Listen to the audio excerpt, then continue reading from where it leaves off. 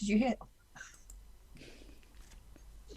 So welcome everybody to a Tilt webinar with the very, very popular Danielle Warren. Loads of people have signed up and it's lovely to see you all.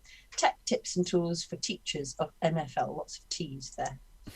So it is today, the Thursday, the 27th of May, 2021. My name is Helen Myers. I'm chair of the London branch of ALL, and we basically pay to have a Zoom room which people can use for doing this, and we're absolutely delighted to do that, and as well obviously to promote ALL.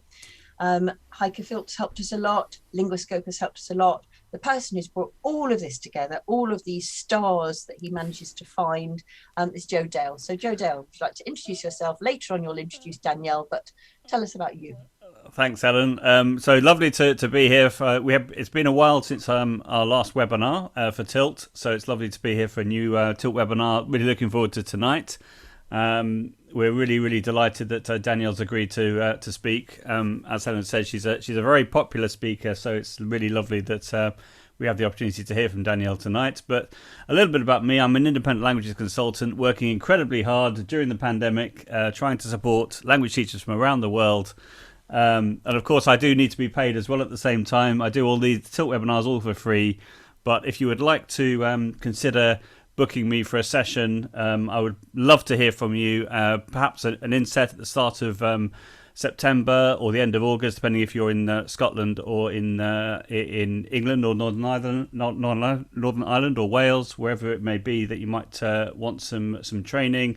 Or in July or August, whenever you feel the need for a bit of training around hybrid teaching or remote teaching ideas. I've just shared 18 example sessions in the chat, and I'd love to hear from you. But enough about me, over back to you, Helen, and let's get on with the webinar. Thank you. Please do join ALL if you haven't already, and please use this opportunity now. If you're a member of ALL, flaunt it, please, in the chat now. Tell us that you're in ALL.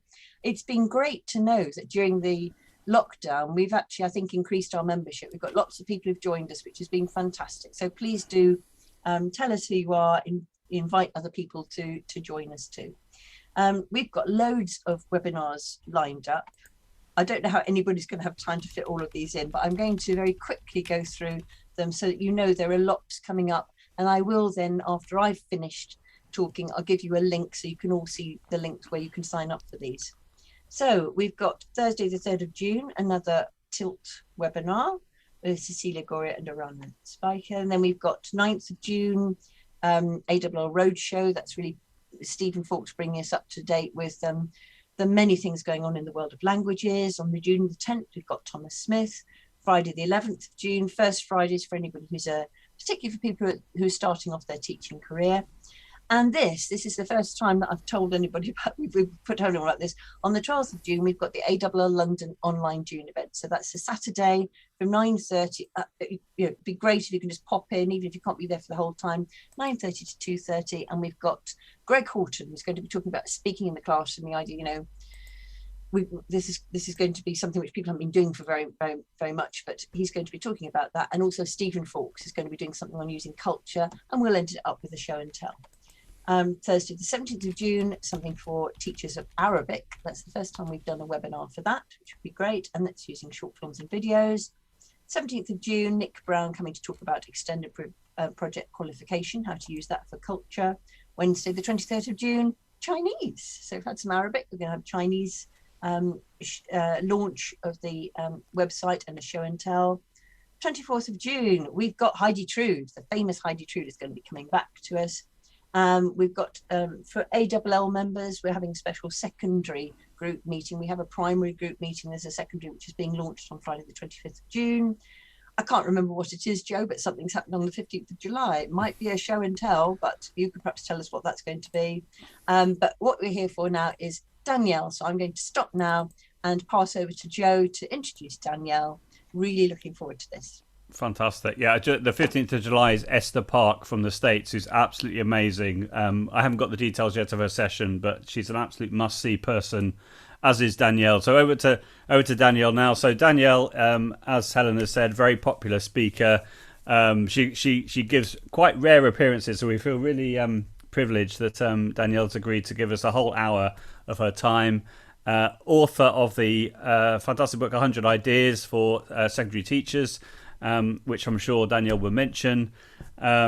She's a practicing languages teacher. She walks the walk, talks the talk, and I'm just going to hand over to Danielle now because I think we're really in for a treat tonight.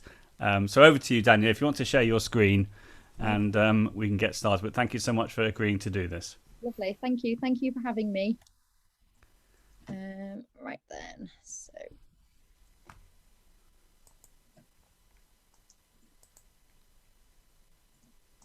okay, can you all see my PowerPoint? Yep, all good.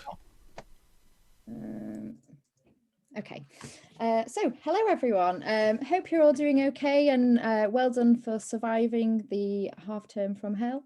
And happy half term if you've broken up for half term. I'm very glad to be having a week off, although it won't be particularly relaxing because I've got a 3-year-old. But yeah, so thank you everyone for coming along. I'm just going to do a really quick intro and then I'll dive in because I've got lots of things that I want to share with you this evening. So I'm Danielle Warren. I'm a teacher of MFL in Hampshire. I work part-time. I was full-time for quite a few years and then I went part-time after having my little boy. I've been sharing resources and ideas online since my NQT year via social media and on my website. And it's something that I really enjoy doing, something that I'm passionate about. And actually it's led to an incredible opportunity for me because while I was on maternity leave, Bloomsbury Publishers contacted me and asked if I would like to write a book of 100 MFL ideas, which I did. And I'm really proud of it, and I've had some fantastic feedback from that. So thank you to everyone that's messaged me or everyone that's written a review. So in tonight's session, I'm going to be sharing with you some of my top tips and hacks to make our jobs easier and to make our workload more manageable. And then I'll also be sharing some of my favourite websites, apps and other tools that I use with my students. So hopefully you'll find it useful. Do feel free to share things on social media and tag me in anything you share, and you can use the hashtag #TiltWebinar as well. Okay.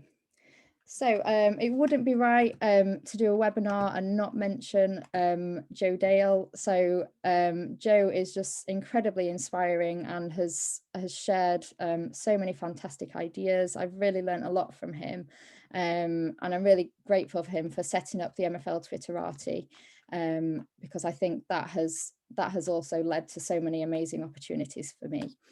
And also Claire Wilson, who is @_Leo Languages, for setting up the MFL Insta hashtag. So that's on Instagram. And I will be talking in a few minutes about social media in a bit more detail. So I have updated my website recently. So it's now morganmfl.com. And I've changed it so that the resources are all in one place, so it should hopefully be a bit easier to navigate now. So as I said, that's morganmfl.com, and the majority of the resources on there are free, so do take a look at that. And also I've added this little sign up form on there, so if you want to get updates, for example, if I add resources or if I do a blog post, you can go to my blog, add your email address, and there will obviously be an option to unsubscribe as well if you change your mind. This PowerPoint, by the way, is clickable, so there will be QR codes throughout, but when you download the PowerPoint, you can click the links and things like that, and it will take you straight to the website.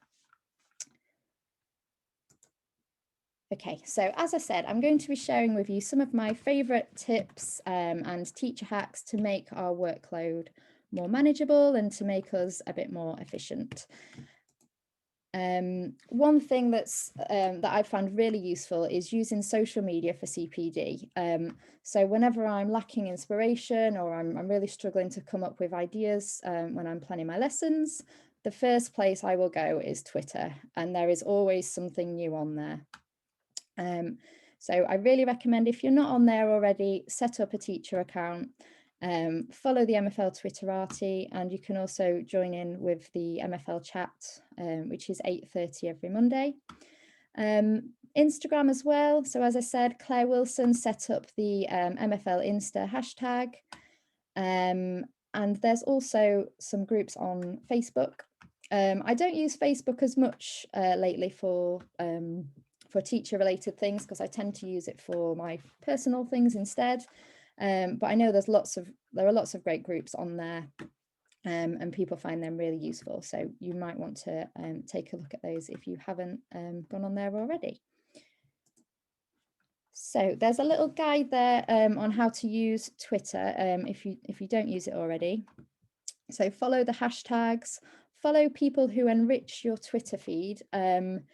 If you're following someone and they're sort of making you anxious or anything like that, then I would suggest just unfollowing them.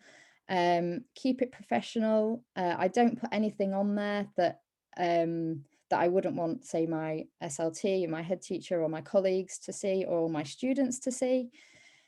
And I tend to avoid any sort of Twitter spats as well, because I just don't have time. Join in with the chats, and don't be afraid to share your own ideas and resources. I think it can be quite intimidating when you go on there, because this, you see people with like a huge following sharing these amazing resources, and you think, oh, no one's going to want to see what I've got to share. But I think everybody's got something to, everybody can bring something to the table, so it's really worth sharing things on there. And finally, I just want to tell you about this thing that I've started using, which is called Wakelet. So if you're familiar with Pinterest, it's a little bit like that, in that you can save ideas to one place. So you can save images and links, etc., and you kind of have them all in one place. So what I did was I installed the browser extension for Wakelet, and then when I go on to Twitter, if there's a tweet that I want to save, I just click the little W, and then I can save that to my Wakelet. So if there's a tweet that I want to look back at later on, they're all here, so I can go back to them whenever I want to, or whenever I need a bit of inspiration. Instagram as well. So I started using this last year, I think, during lockdown. There's a little guide there just showing you what each of the icons mean. This is what my Instagram looks like. So these are some of the images that I've shared. If you go on and someone says link in bio, you just go to their page, and the link will be sort of below their profile picture.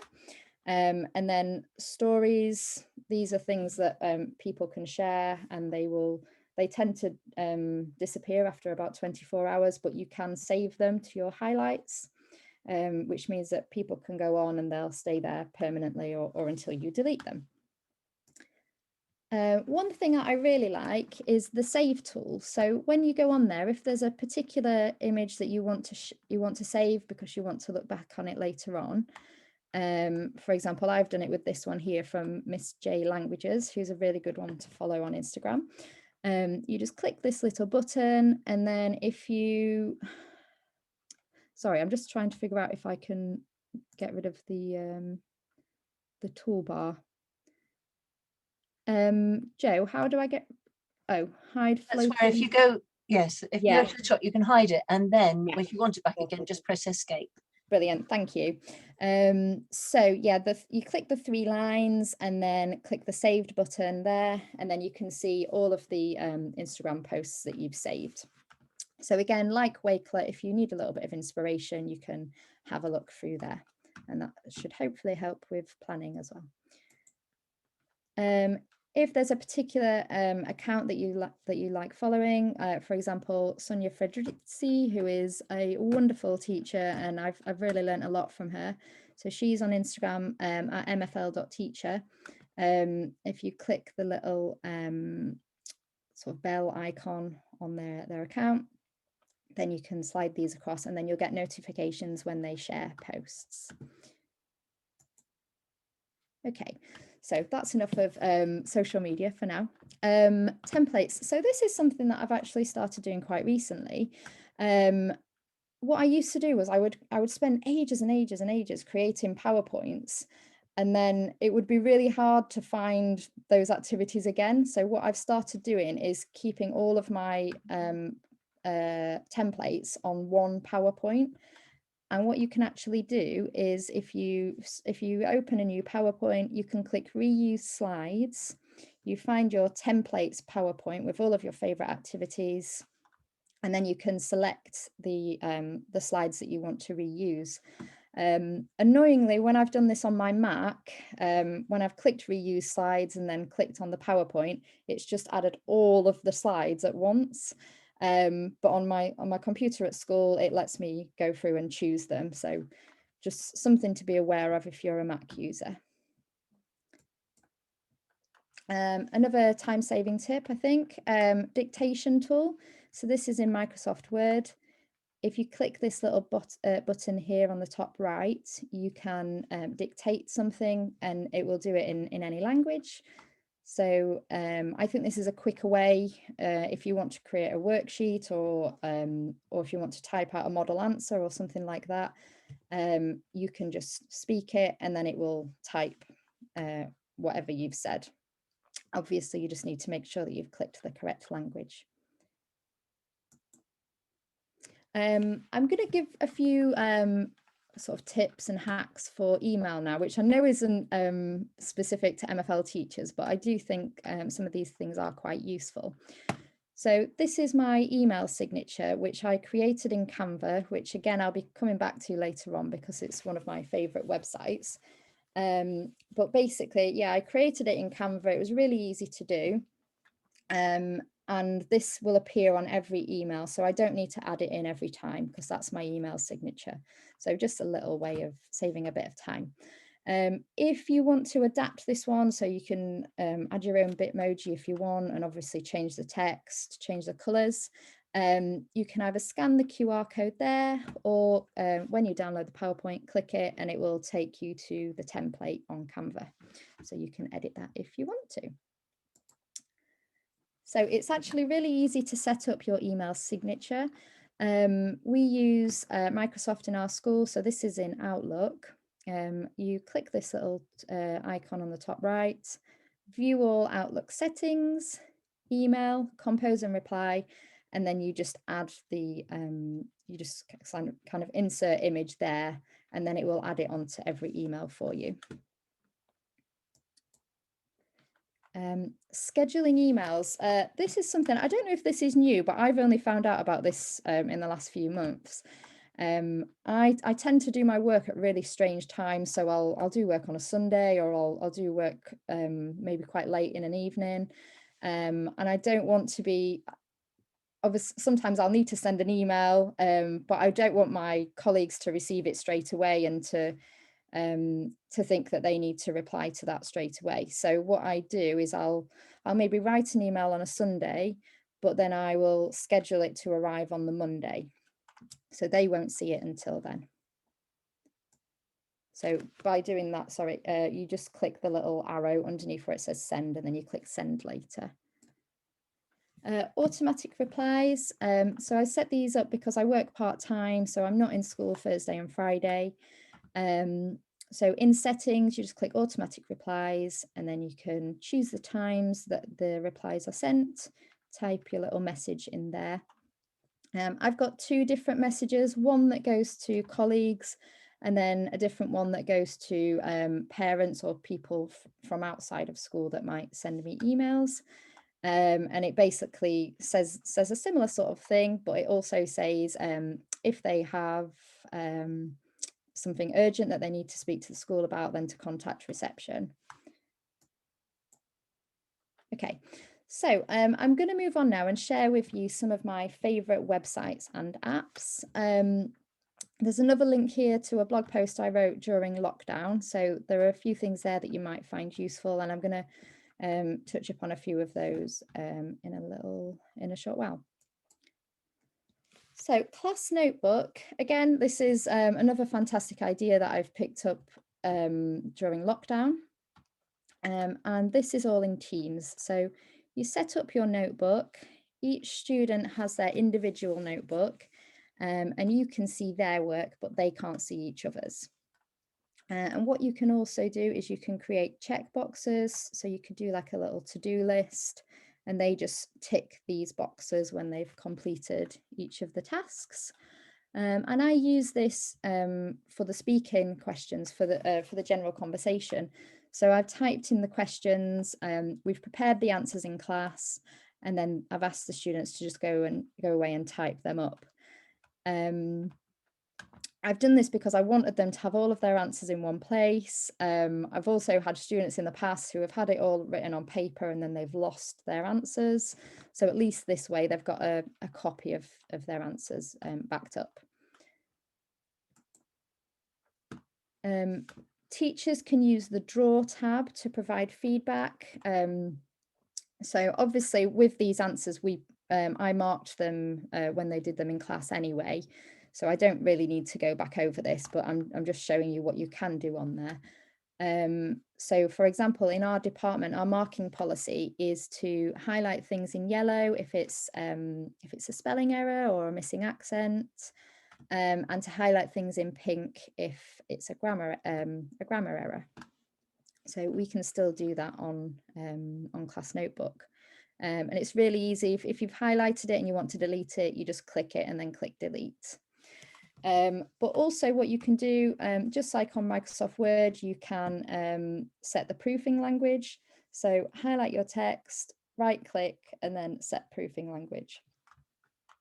And then students can go through, and anywhere where they've got something underlined in red, they can just right click it and choose the correct option from the list. I also think that's an easier way to add spellings as well, instead of doing insert symbol every time. But my main reason for using Class Notebook is Immersive Reader. So I use this for support with pronunciation. What you do when you're on there, you just click View and then Immersive Reader, and it will show up, it will look something like this. You can view a few lines at a time, or you can view one line at a time. You can change the speed of the voice. You can have a female or a male voice. And basically you just press play and it will read it out for you in the target language. So it's a really good way to listen to the pronunciation. So students, if they're unsure of a particular word, they can go on there. They can also click on individual words and it will do the pronunciation of those. I mentioned this to my head of department, and we kind of said, oh, actually, we could use this for listening activities as well, because we could type in a paragraph and then use Immersive Reader to kind of read the text out for us. And we're also going to start using it for assessments as well. Canva. So this is one of my favorite websites. I use it so much. And if you're not particularly gifted with design, like you're not naturally good with design, like I'm not, I just tend to adapt templates a lot of the time. Canva is a really good website to use because there are so many templates on there. It's completely free to use for educators. So again, click the link there and it will take you to the link to sign up. But yeah, we get a premium account, which I think is actually quite expensive, if I remember correctly, if you're not an educator. All of the things on this page are things that I have created on Canva. And again, when you download the PowerPoint, if you click an image, it will take you to the template. So if you want to adapt that, you can. But I've created front covers for booklets, stickers. I've done this thing for European Languages Week, which I think we're going to use in the next school year. And a photo challenge as well for European Languages Week. A little guide for parents on how to revise and what students should be doing at home. A little tutor bulletin, And these lovely little notes as well that I've printed off, and I'll give these to students if they're working really well in class, or if they need a little bit of encouragement, I'll maybe give one of those as well.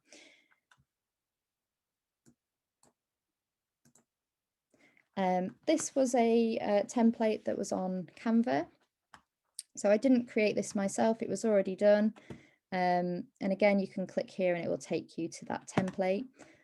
All I did was I just edited the text, and then I used Vocaroo, which is free to use, to do a little voice note.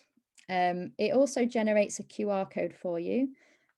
So I just saved that, and then I uploaded it to Canva, and then I sent that to students during lockdown. So each student got a little individual message. It was a really short message, so it didn't take a long time to do, but they really appreciated that.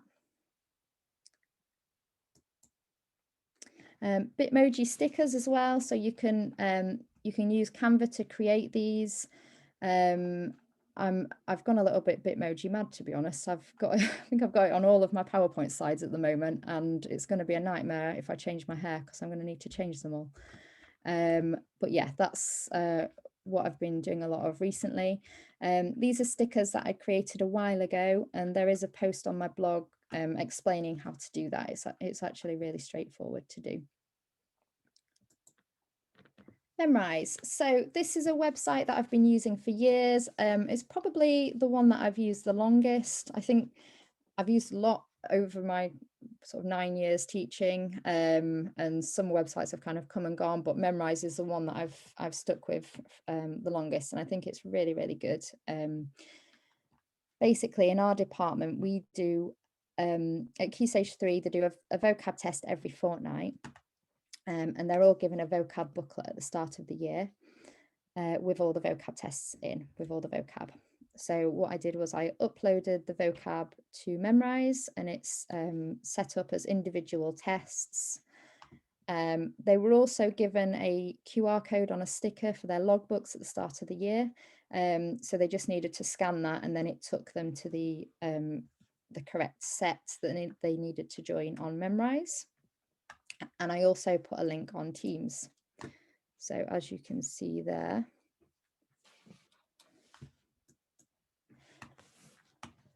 on my blog there is a how to use Memrise guide. So that goes through it all step by step, and I've broken it down. So hopefully that's fairly straightforward. So feel free to download that and share that with your colleagues. And I'm going to show you a little video. This is just a short video showing you how Memrise works.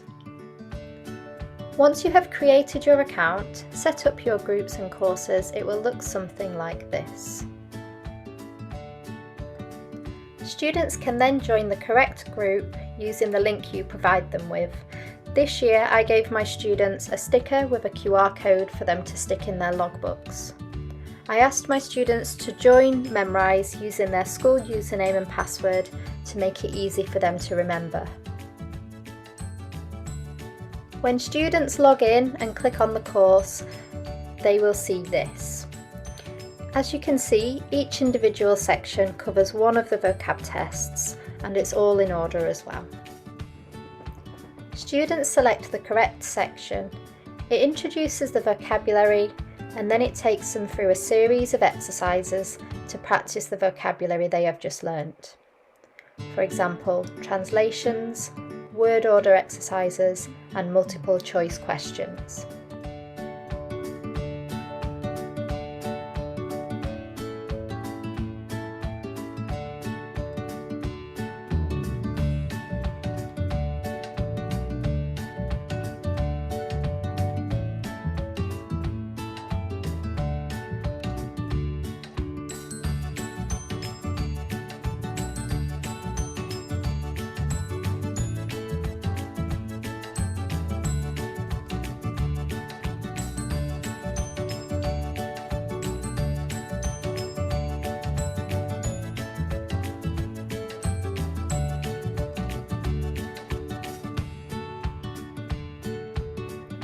Teachers can easily check students' progress by clicking the Groups tab at the top, then having a look at the leaderboards.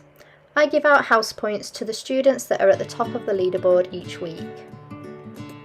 For a step-by-step guide on how to set up Memrise, including how to add vocabulary and set up your own classes, visit morganmfl.weebly.com or scan the QR code.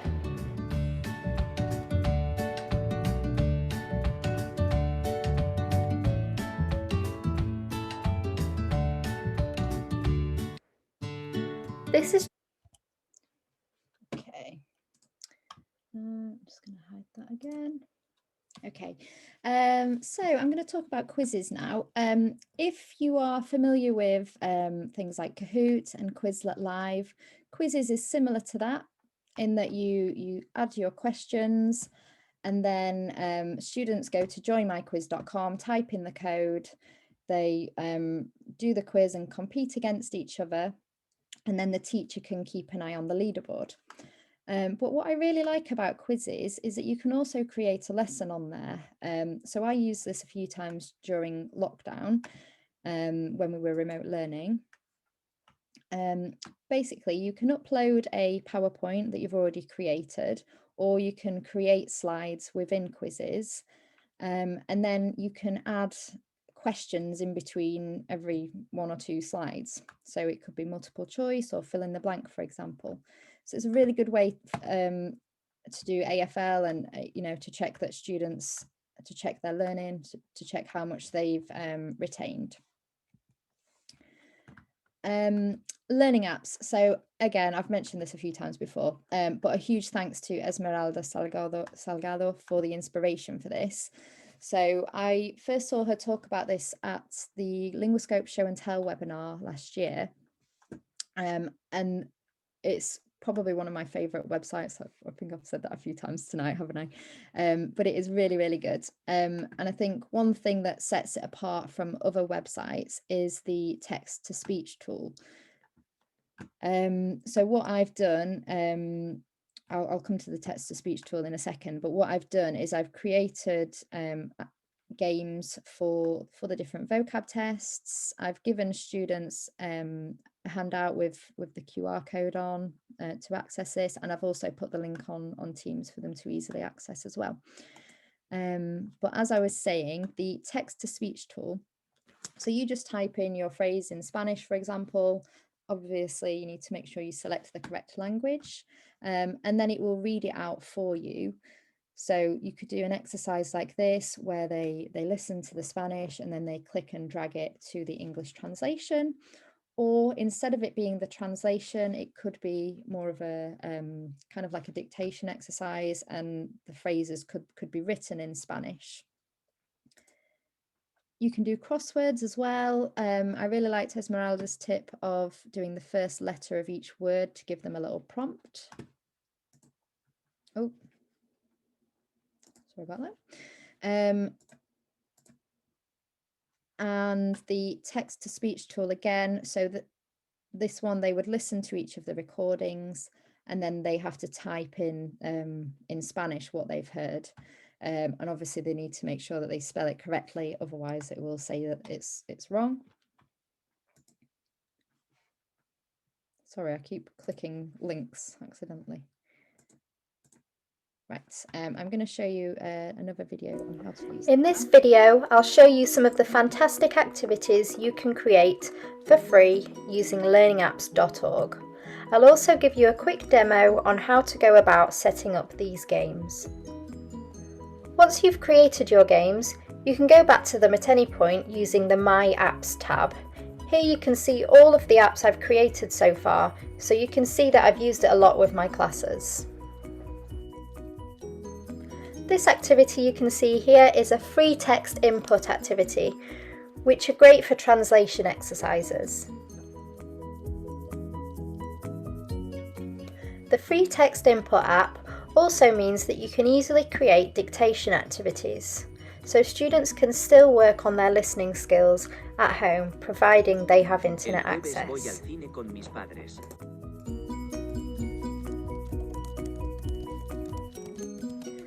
On Learning Apps, it's really straightforward to create a variety of activities, from matching up games to gap fill exercises.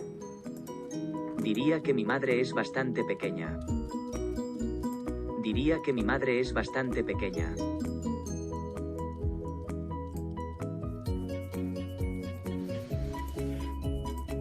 Diría que mi madre es bastante tímida. Diría que mi madre es bastante tímida.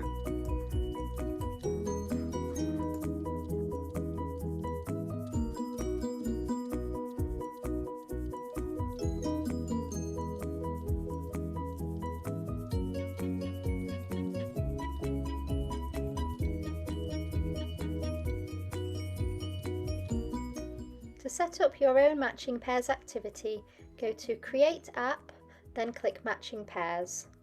Add your title. I want this to be a listening activity, so I've selected text to speech and I've chosen the correct language. You then type in the word and its translation, and to add more you just click Add another element. I then select Make Matching Pairs Disappear, finish editing, and then when I'm happy with it I click Save App.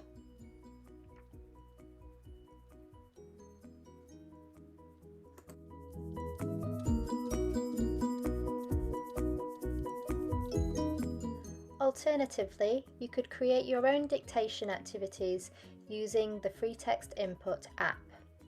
To do this, you simply need to select the text-to-speech option, choose your correct language, type in the phrases you want the students to listen to, then you can copy and paste those phrases into the solution box.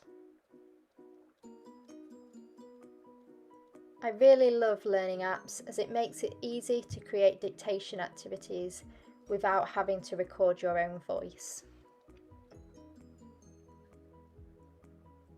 When you're happy with it, just click Save, and then you can share the link with your students. In this So as you can see, I've gone a little bit mad with the tutorials, haven't I? I find them really useful creating those. I know it's something that Sonia Federici does with her students. So she's a lot more knowledgeable with those than I am. But I've started creating them as well as doing them for webinars. I use them with my students to model revision techniques, and I'm going to show you a video in a minute that I showed my students at the start of the year. I think we shouldn't just assume that, especially year 7, that we shouldn't assume that they know how to revise. We kind of need to be really explicit and model the techniques for them. So I created this video and I also sent it home to parents so parents know what to expect. I've also done videos on how to access Class Notebook for my students.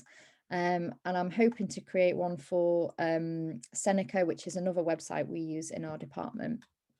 Because despite doing it since the beginning of the year, we're still getting emails from students asking us how to sign up to Seneca. So I think if I just do a video, it will save us all a lot of time, and we can just email them the video, which will show them how to sign up.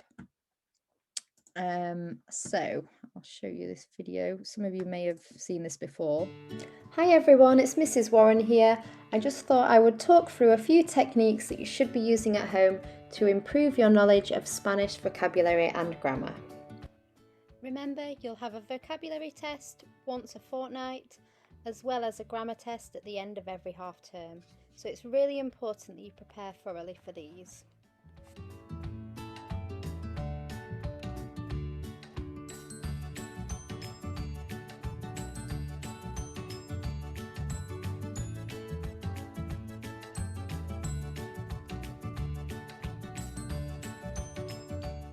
In the booklet you will have 10 phrases that you need to learn each fortnight, with the Spanish on the left and the English on the right, as well as an opportunity to self-assess. Towards the back of the booklet you have your grammar assessment revision pages, and you should read through these carefully before moving on to the self-quizzing pages. These are 6 questions that you can ask yourself each half term, or get a family member or friend to ask you the questions instead.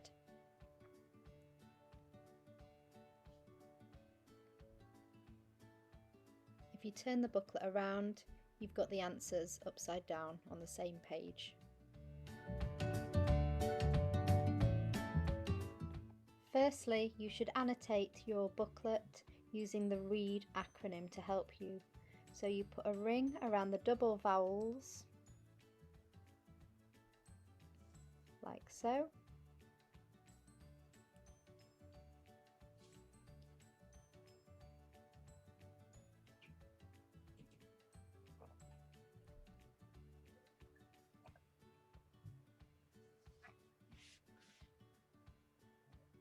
Then you emphasize the accents by drawing a line over them.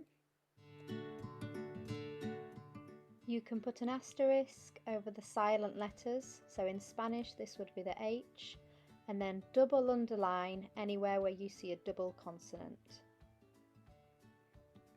You should then spend some time trying to memorize the spellings off by heart, and you could use the look, say, cover, write, check method to help you do this. Once you feel comfortable and confident that you know the vocabulary off by heart, cover up the vocabulary on the left and try to write it out from memory.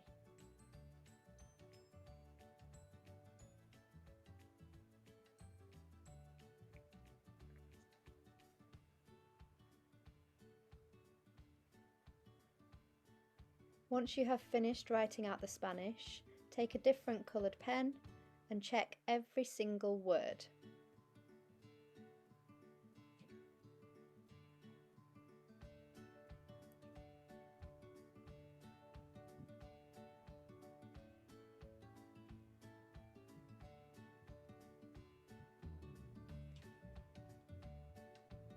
If you've got an answer wrong, it's a good idea to go back through again and continue to practice that phrase until you can do it off by heart accurately.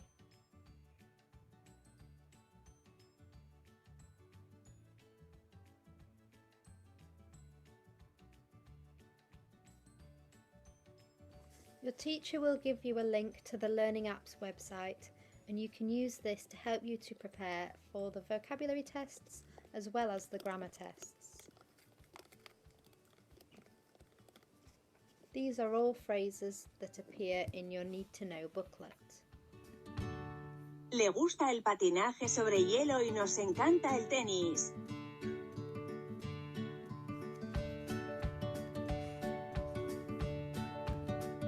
Me gusta el fútbol porque es activo.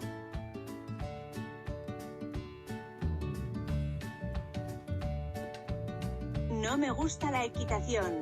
Prefiero el baloncesto. Your teacher will also get you set up on Memrise.com. This is a website that has all of the vocabulary that will appear in your fortnightly vocab tests, and this is a great thing to use to help you practice the spellings. You can use this alongside the other methods that I've mentioned previously in this video.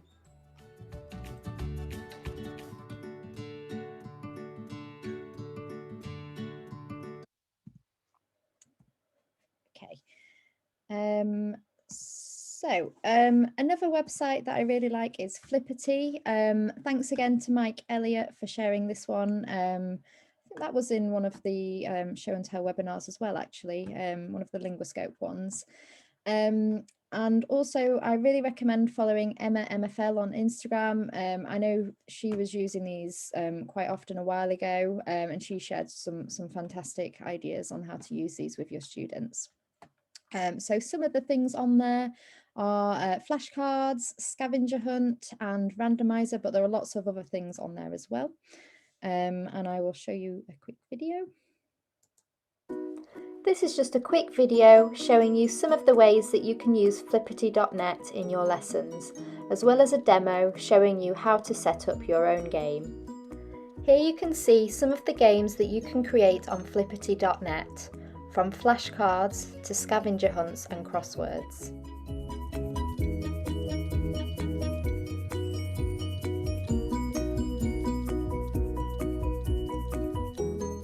Once you've selected your game, it's really easy to set up, and if you forget, all the instructions are there for you anyway. You will need to sign in with your Google account and then make a copy of the spreadsheet. First, delete all the content in the white cells on the spreadsheet. In this video, I'm creating flashcards, so I need to make sure I choose the correct language so that students can listen to the pronunciation. For the English column, I just select none. You can then type in the phrases along with their translations, or you can copy and paste from a pre-existing vocabulary list. You then click File, Publish to the web, Publish, click the X, then click Get the link here to copy the link.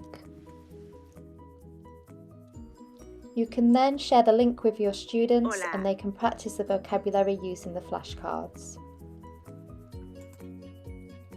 When students are confident with the vocabulary, they can then click the Matching tab and practice matching up the vocab. One of my favourite Flippity games is the scavenger hunt that you set up in a similar way to the flashcards. Delete all the content in the white cells.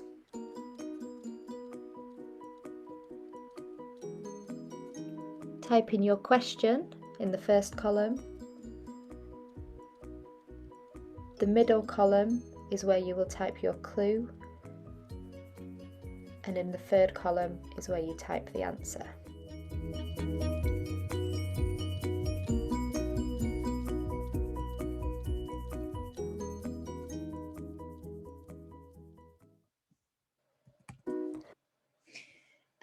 Flippity Randomizer is a really good one. So you can upload a sentence builder, for example, and it will look something like this. You then click this little shuffle button over here and it will shuffle each of the columns. So it will look like that. Obviously it won't be that fast, it's sped up on the video, and you have to click it for it to move. It just doesn't just move on its own. But what you could do with this is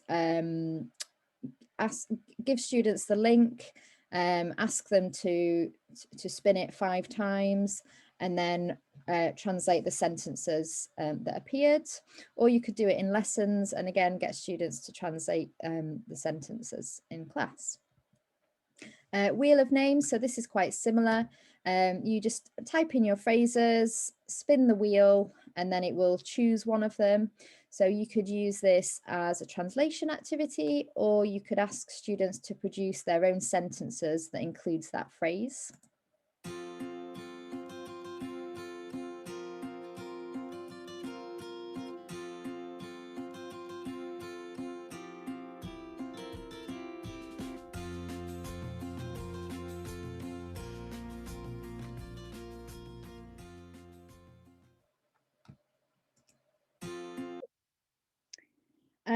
And finally, I want to talk a little bit about well-being, actually. There is a fantastic app called the Headspace app. And I don't know if everybody knows about this app yet, but it's a meditation app and it's completely free for educators. So if you go to that link there, you have to sign up, and it is quite expensive, I think, to get a subscription if you don't use the educator link. But basically, if like me, you're someone that struggles to fall asleep on a night time and you struggle to switch off, there are lots of different like listening files that you can listen to. And I find that when I listen to one of those, I'm asleep within minutes. So I really recommend using that. I think it's really important that we look after ourselves. I know it's easier said than done, isn't it? When you've got a huge to-do list. I know for me, when I've got a to-do list, I keep going until I've done everything, and I'm always my last priority, which is not good. And one of my favorite quotes actually is, "You can't pour from an empty cup," which is so true, because if we keep going and we don't give ourselves time to wind down and time to recharge our batteries, we're just going to completely burn out, and then we'll be no use to anyone. So make sure you're all looking after yourselves. I really do recommend using the Headspace app. As I said, it is completely free to use. And I'm nearly done. I just wanted to say a huge thank you again to everyone that shares things online. So the MFL Twitterati and MFL Insta. There are just a small handful of them here. There are loads more. But these are some of the accounts that I really recommend following, and I've definitely missed lots of really important people off there. So yeah, thank you so much to everyone who shares things online and who's inspired me over the years. As I said, if you want to get the resources from today, I can send them over to Helen and Joe, and I can send them out to you via email myself. If you want to sign up on my website, you just type in your email there, and then you can get updates for whenever I upload a blog post or resources or anything like that. Okay, any questions? That was amazing, Danielle. Absolutely amazing. Thank you so much for such an inspirational presentation. We've got lots of questions. Okay. You'll be pleased to know. So we'll go through them in order, if that's okay. Yeah. So first of all, how do you create the QR codes on Memrise, please? Was one of the questions. QR codes on Memrise. So I go to my groups, and then I find, so you have to create your classes. You go to groups and then go to I think it's like invite or something like that. I can't remember off the top of my head now, but it will give you a link, and then I will create a QR code from that link. Fantastic. What do you recommend for creating QR codes? I use QR Code Monkey, which I'm a big fan of. Do you know what? I don't even know which one I use. I just type in QR code generator into Google. Right. But yeah, I'm sure. Yeah, that one sounds good. Excellent. Yeah, I think it does say about, it might say about the QR code in the step-by-step guide on my website as well. Fantastic, lovely. So that's the first one. This next one was, people loved your videos. So the question was, what did you use to create the Memrise video, for example? I heard the iMovie soundtrack. Was it just iMovie, or was it a mashup of Canva and iMovie? It was all. I think, yeah, the images on there were what I created on Canva. So like the starting images. But yeah, it was created on iMovie. And I didn't have a tripod or anything like that. I just kind of balanced my phone on my son's chair and like filmed myself doing various things, and then uploaded it all to iMovie and edited it all together, and then I added my voiceover. Yeah, it was very, very slick. Everyone really loved that the booklet one in particular. That was amazing, fantastic. Thank you. I had so much fun making that. Have you made many like that, or is it just because how long does it take you to make those types of videos?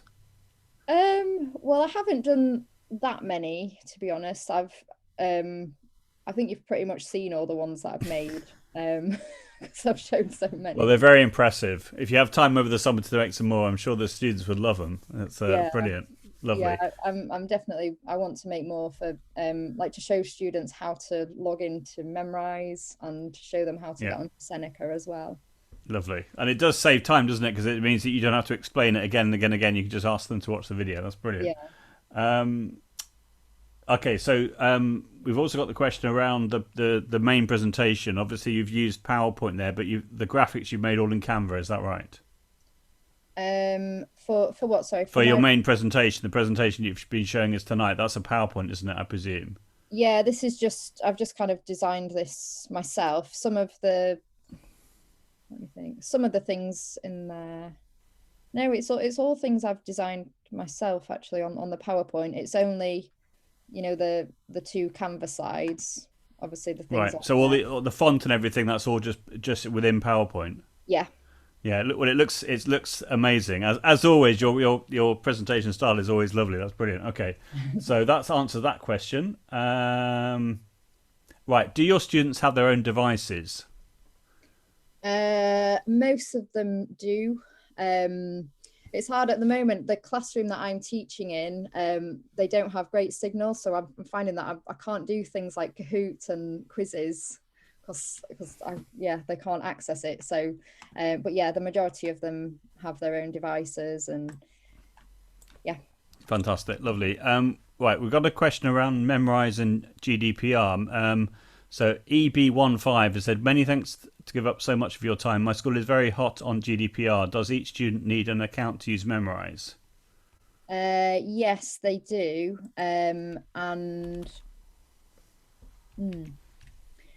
Yeah, they do have to have their own account. We haven't had any issues with it so far. And we just tell them to use the same username that they use for the school login. So it just has like their first initial and their surname. Fantastic. But obviously, if anyone has any questions around sort of GDPR, what have you, if they just contact the developers themselves or look at the privacy policy, that's what I always recommend, and then go from there. That's brilliant. And Memrise, it's completely free, isn't it? You don't have to pay for Memrise at all, I think. Yeah, it's still free. So yeah. I think every now and then a pop-up will come up asking you to pay for something, but that's like an extra thing that you don't really need. So. No, that's great. Cool. Right. So then we moved on to learning apps. Is there any way to track what pupils have done on learning apps? I've used it, but just got them to show screenshots of what they're doing. And then some people were talking about creating classes. And then Amanda was saying that you can no longer create classes, or they're being phased out, and now you have to create collections. Any thoughts on that? I've never done it personally. Right. Yeah, that's the first I've heard about it. I knew a while ago you could create classes, but I just never got around to it. Okay, so your procedure is they take a screenshot, then they upload it to, say, Google Classroom or to Teams, isn't it? You're using Teams, so is that what they do? They take a screenshot and they upload it to Teams to show they've done the work.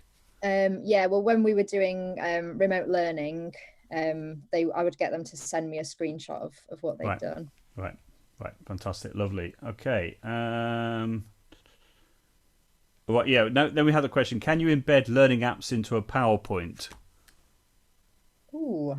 I think it would have to just be the link, wouldn't it? I don't think you can actually. I may be wrong about that, but I think it'd just be the link. But yeah, not that I'm aware of. Okay. Right. So so this is a similar question as before. On learning apps, do students have to enter their emails, names, or any data, or can they join a class with a code? So basically, it's just the link, isn't it? They don't have to put in any data at all, do they? If you're not setting up classes or anything, but I think you just said you can't do that anymore. Yeah. Anyway, can you? So if it's just a case of them going on the link, then they don't need to type anything in. That's right. So I think probably that's one of the reasons why it's proved so popular, because it's so useful for languages. Was that, as you say, the text to speech and everything, and it doesn't use any of it doesn't require any student data. That's brilliant. Okay. It's really accessible, I think. Excellent. Right. Can text be imported in bulk in learning apps to make the activities? Do you know? I don't know the answer to that myself, actually, that one. Not that I'm aware of. Esmeralda might know. So yeah. Pro. Yeah. Okay. If Esmeralda's still with us, please let us know, Esmeralda. Brilliant. Oh yeah. I think it was Amanda was saying, what was the asterisk for again? She said, I couldn't type my notes quickly enough. Was it for silent letters? Yes, it was. Brilliant. Yeah, for when they're revising. Excellent. And then the last question was, can Flippity be embedded into PowerPoint? Again, I'm not sure. I don't think you can. I've never done it. Yeah. I recommended in the chat, there's a thing called Spinning Wheel, there's a template you can get from technologic.wordpress.com, which Jennifer Wozniak is a big fan of. And there's a template called Spinning Wheel, which works inside a PowerPoint. So if you have a PowerPoint presentation, you want to have that sort of thing, I would recommend using Spinning Wheel. But I don't think you could embed the link into a PowerPoint, but you couldn't embed the actual thing itself. But you could, if you had, say, classroom screen, you could embed the Wheel of Names into that, and I think a PowerPoint into PowerPoint into classroom screen as well. But I don't think you can embed Flippity into PowerPoint. I think that was it. I think one person said, could we have a template of this booklet? I don't know. I don't know if you're sharing the booklets at all that you like in the video that you were showing us. Are they on your website or on the TS or anything? I think the vocab pages are on my blog, well, on my Okay. website. Amazing. So if you go to the resources section, they should be there, I think. You're so generous. It's brilliant. Thank you so much. I don't think there's any other questions. If anyone has any other questions, we're almost bang on 9 o'clock, so that's brilliant. Any other questions for Danielle? Oh, Esmeralda's saying you can use an iframe generator. There we are. Nice and easy, Esmeralda. That's great. I think the time has come for a group photo. I know Helen likes a group photo. So if I could ask Helen to turn her camera on, if Helen's still here. And Helen is very definitely still here. That's brilliant. Really, really good. I mean, you've just brought so many things together there in such an attractive way, and brilliant, really good. So yes, I've just made it so that everybody can now unmask themselves. Go on. And then we love the nail varnish in particular, Danielle. I as well. thought the whole pink theme, I think, is great. And I thought I've just got to, before I do any of the little videos like that, I'd have to grow my nails and look better, or have some sort of somebody else's hand to do Mine that. don't look like that now. I've like fitting my nails down to the bone pretty much from stress. Excellent. Right. So should we stop sharing the screen and then we can have a group photo? Could you stop sharing your screen, Danielle, if that's okay? Oh yeah, sorry. And then we can And have I've a group given photo. everybody all the rights that they want.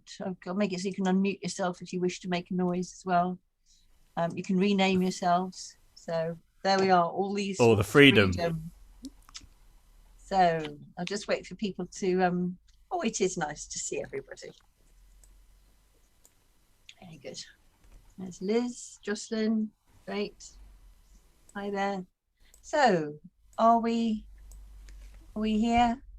I can see there are some people on the next page as well. I'll just take on this page. Okay, so to go onto the website, here goes. 1, 2, 3. Oh, I closed my eyes, right? Oh, shocking. And everyone, eyes open. Yeah, no staring. 1, 2, 3. How do we all look there? Yeah, we all look. Oh, Jocelyn, you had your eyes closed. Sorry, one more. This time, Jocelyn, come on. And 1, 2, 3. And yes. Yeah, all good. Vanessa, you look sort of quite wistful there. You had it's like that. Oh dear. There we go. Oh, Right. So that was great. Thank you very much for indulging me. I like having the picture, and then that's really what we do now, isn't it? That we put things. But actually, what I do open it is everyone's meant to go like this again, don't they? So that's right. Yeah, So I think we should give Danielle a round of applause. That was absolutely amazing. Everyone a round of applause. Fantastic. Great stuff. really good. Yeah, thanks for coming along, everyone. And thank you to Helen and Joe as well for letting me come on and chat to everyone. No problem. Thank you so much for your kind words. Really appreciate it, Danielle. It's lovely. Thank you. Yes, which I think, that does come back to saying thank you to Joe. I said right at the beginning, we brought everybody together, and every webinar we have, people will acknowledge just how much you've done for us. Thank you. I really appreciate it. It's really kind. Thank you. You know, and there are some people where it's a very sort of, because it is your job, I know, but really you're helping us so much, and I think there is a sort of win-win situation here, isn't there? Because you encourage us, we're then able to say how brilliant you are. So hopefully you are totally known across the planet, Joe. Absolutely. And I know you're in demand all over the world. So. I am, yeah. But anyway, there we are. Okay, shall I stop recording now then? Yeah, thank you. So I'll stop.